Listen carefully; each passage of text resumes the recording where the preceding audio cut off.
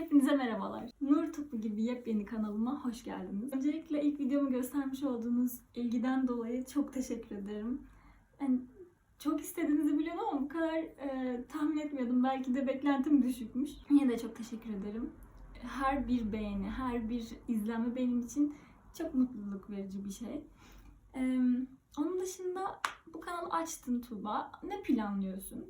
Yani bütün planlarımdan değil ama sadece birkaçından bahsetmek istiyorum. Yani tıp fakültesini seçmiş diğer arkadaşlarımıza deneyimlerimi aktarabilirim bu kanalda. Aynı zamanda daha kazanamamış ama o yolda çok ilerlemek isteyen arkadaşlarımıza da önerilerde bulunabilirim. Bunların dışında bütün herkesin ilgisini çekebilecek böyle kısa kısa minik ilginç medikal bilgiler verebilirim. Bilgi vermeden önce bir kendimi de donatmam da gerekiyor. Merak etmeyin, bunların hepsi için hazırlanmak gerektiğinin farkındayım ve bunun motivasyonu içerisindeyim. Planlarım var. Aynı zamanda bu korona süreci bittikten sonra da yani böyle gezi vlogları tarzı şeyler de olacak. Ben heyecanla o günlerin gelmesini bekliyorum. Ve bugün asıl anlatacağım şeye geçmeden önce size çok güzel bir haberim var. Bugün benim ilk iş günüm. Yani 19 yıllık bir eğitim öğretim sürecinden sonra belki de beklediğim o gün bugün. Biliyorum çok zorluklar olacak. Yani kolay olmadan önce her şey zordur. Belki de şu andaki heyecanım hepsini bastırıyor.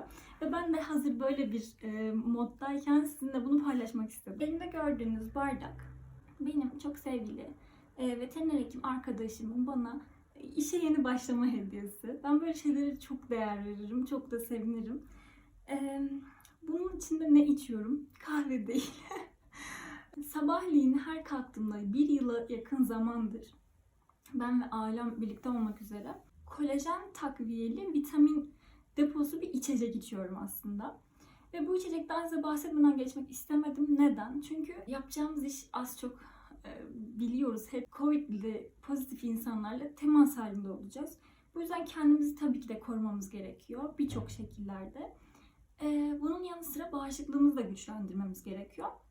Bu yüzden benim tercih ettiğim bir marka var. Tabii ki siz istediğinizi tercih edebilirsiniz.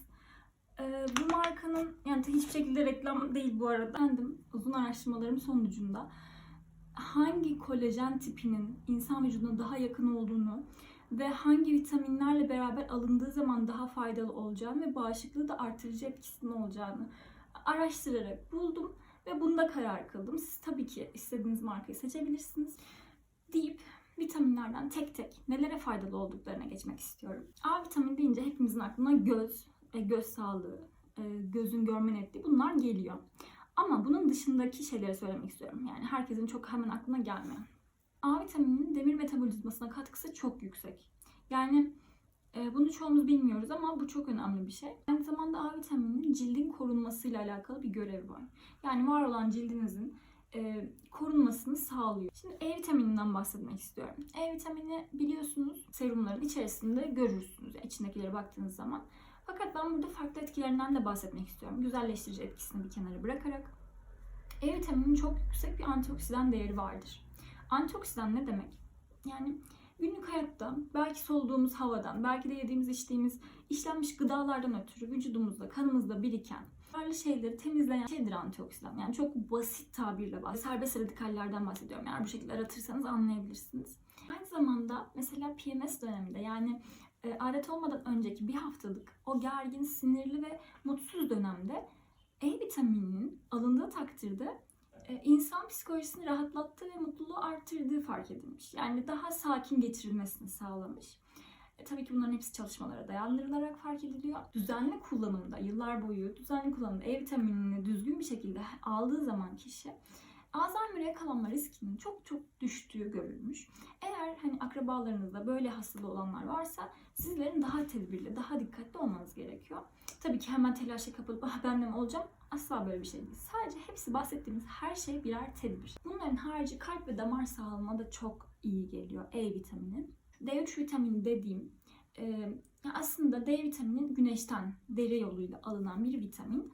Fakat olması gereken seviye burada, sınır seviyesi burada.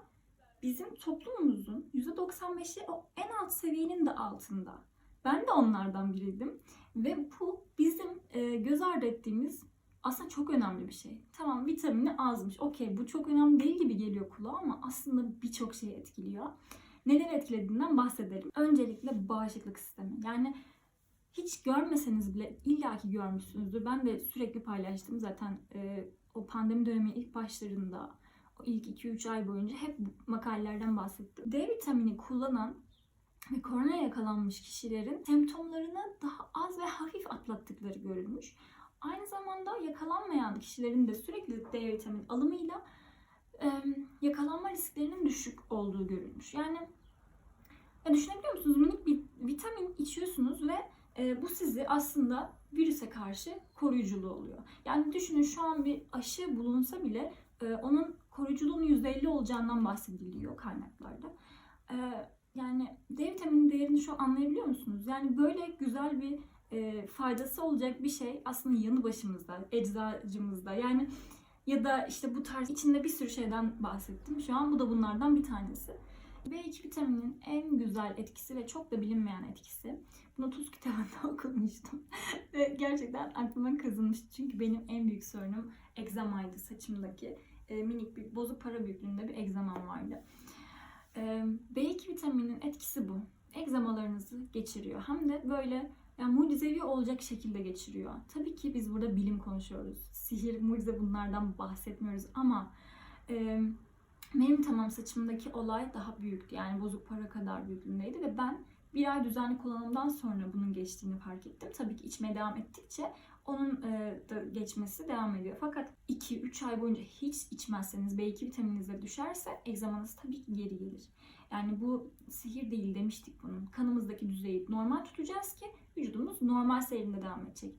Ama daha küçük egzamalarda, mesela bunu bana hediye eden arkadaşımın elinin üstündeki egzama bir ya da 2 gün içerisinde geçmişti. Yani belki de onun ihtiyacı daha azmış ama gerçekten müthiş bir şey. Yani siz onlar için, egzamalar için kremler kullanıyor olabilirsiniz. Çok önemli markalar ama yani gerçekten aslında bütün olay içimizde, kanımızdaki o değerler. Bu yüzden benim size tavsiyem öncelikle tam kanınıza baktırın. Vitaminlerinizde detaylı baktırın. D vitaminini ayrıca da söylemeniz gerekiyor baktırmak için. Demir metabolizmanız aynı şekilde. Bunları söylemek istedim. Bizim yeterli, gerekli şeyleri vücudumuza vermemiz gerekiyor. Tabii ki de ben şimdi bunu içiyorum. Okey, her şeyden korundum. Maske takmam bile gerek yok. Hayatta böyle bir şey değil. Yani virüsten korunma aslında çok katmanlı bir şey. Her yerden düşün. Bütün cephelerden düşün. Bir savaşta bütün cepheler olur değil mi? Hani bir iki cephe olmaz. Birçok cepheden korumamız gerekir. Çünkü bir cephe bile açık kalsa sıkıntı çıkar. O yüzden hem maskemizi takacağız, hem önlemimizi alacağız, hem ellerimizi bol bol yıkayacağız. Hem çok fazla temaslı olmamaya çalışacağız. Yani birisiyle dışarıda sohbet ediyorsak bile sosyal mesafeye dikkat edeceğiz. Konuşurken daha düşük ses tonuyla konuşacağız. Bunun da çok önemli olduğu gösterilmiş. Daha yüksek sesle konuşulduğunda ağızdan çıkan mikropartiküller, o tükürük tanecikleri daha uzağa gidebiliyormuş, daha yüksek sesle ve daha fazla gidebiliyormuş. Bu yüzden sakin sakin, mutlu mutlu konuşacağız. Çok fazla action'a gerek yok. Ve tabii ki de vücudumuz dışarıdan bu şekilde koruduğumuz gibi içeriden de bağışıklığı artıracağız. Bu yüzden bol yeşillik, sebze, meyve, bunları tabii ki yiyeceğiz. Ama benim zaten en üzüldüğüm nokta şu. Bizim bu vitaminleri dışarıdan almamızın sebebi ne? Ki ben çok dengeli beslenen de bir insanımdır çocukluğumdan beri, annem sayesinde, sağ olsun. Şu anda aldığımız hani o sebzelerin, meyvelerin içeriğindeki vitaminlerin çok çok düşük seviyede olması ilk tohumlara göre. Bunda tabii ki biliyorsunuz GDO denen bir şey var. Sırf o değil ama tabii ki çok detaylı araştırmalar var bu konuda. Bu yüzden alamıyoruz arkadaşlar. Yeterli vitamin alamıyoruz. Mecbur bu tarz yolları deneyeceğiz. Tabii ki de en sağlıklı, en güzel, en güvenilir olanı araştıracağız. Araştırmadan bir şey aldığımı gören olmamıştır benim etrafımda, beni zaten. Hani küçücük bir, nasıl desem, bir ev eşyası bile alırken o kadar çok araştırırım ki hem en uygun fiyatla hem de en çok fayda sağlayacak ürünü almak için. Böyle bir manyaklığım var. Bu yüzden bu konuda bana güvenebilirsiniz. Diyeceklerim aslında bugünlük bu kadar. Geç kalmamam lazım. Sizleri hepinizi çok seviyorum. Bana şans dileyin. Kendinize çok iyi bakın. Sağlıkla kalın. Hepinizi seviyorum.